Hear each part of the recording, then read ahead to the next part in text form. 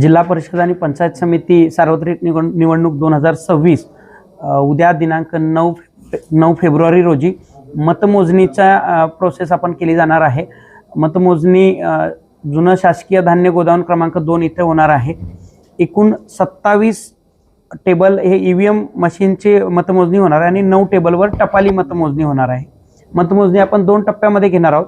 पहिल्या टप्प्यामध्ये 9 पंचायत समिती गण म्हणजे आपले सुरुवातीचे 9 जाडर बोबलाद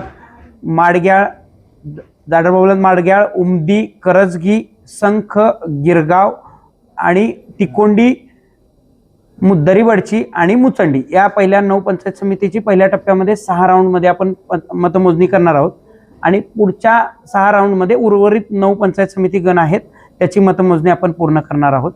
एकूण प्रत्येक उमेदवाराला 3 टेबलवर पंचायत समितीकरिता 3 मतमोजणी प्रतिनिधी आणि जिल्हा परिषद करिता 6 मतमोजणी प्रतिनिधी देण्याचे आहेत।